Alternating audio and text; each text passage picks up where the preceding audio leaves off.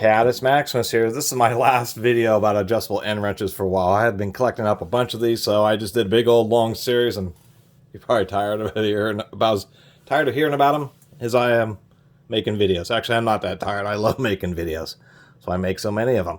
This is indeed forged in the USA. This is a 4915. It's a little 8-inch model. Notice they didn't put 8-inch anywhere on this. JCPenney's hand tools were never Montgomery Ward's. Montgomery Ward's Powercraft were competitively good tools. JCPenney's tools were cheaper. They weren't quite as good. There were a few exceptions, such as their JCPenney's portable toolboxes were pretty good. JCPenney's old screwdrivers were actually Stanley 100 series, which were also pretty good. But things like adjustable wrenches, even though they're American made, were just, once again, not that great. Kind of like that old proto Los Angeles adjustable wrench. Just was more cheaply made. They ground the buckle, but they didn't do it particularly well. We can see flaking chrome, that type of stuff. It is a used wrench, but you can see where they just left these kind of oddball sharp edges, and you actually do feel that. It's a little bit disappointing there. The other thing that's, I should say, I'll balance out with a good comment. It has held up. This thing is definitely pretty used, and besides some flaking and worn away chrome, it isn't broken. But what is disappointing is we can see quite a bit of jaw play here.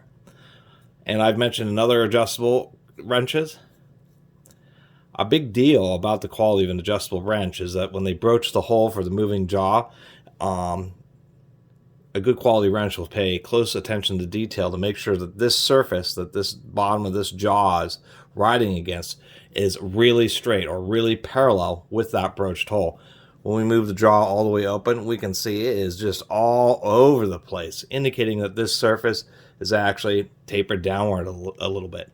And that's pretty disappointing. This is actually one of the looser wrenches I've actually run into. Even worse than that proto Los Angeles. And we can see this moving jaw kind of has like a weird rounding there. It's not particularly well squared off. So the forging on this is just not that great. So it was, once again, American-made tool. But JCPenney, whoever made this, who knows who made this. I don't think it was Western Forge.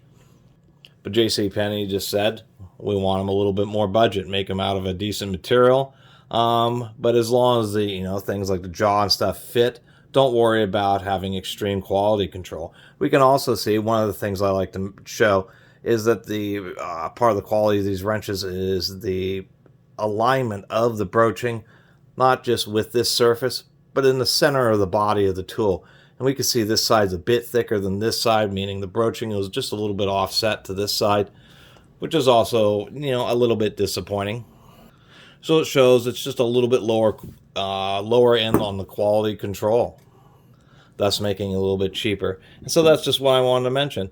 Actually, finding JCPenney branded tools, they really didn't sell that many of them in the first place. Montgomery Ward sold a heck of a lot more Powercraft tools, hand tools, than JCPenney ever did.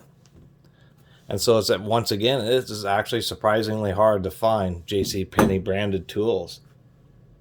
And there's probably a reason for that, because in the era when they were selling these, Taiwanese tools hadn't made great penetration. It was really the Japanese tools which were the quality overseas made, but a lot of people were still wanting just US made stuff.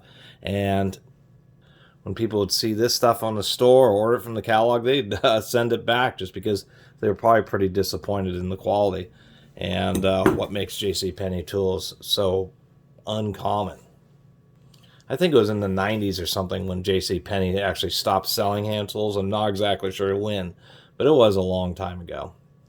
Anyway, if you see JCPenney adjustable wrenches, I would probably give them a pass. They're just not very well made. Unlike the screwdrivers, which were a different manufacturer and actually a lot better quality than this wrench was. Anyway, really appreciate everybody who's been watching and subscribing. And if you haven't subscribed, please do. Till next time, Catus, Maximus out.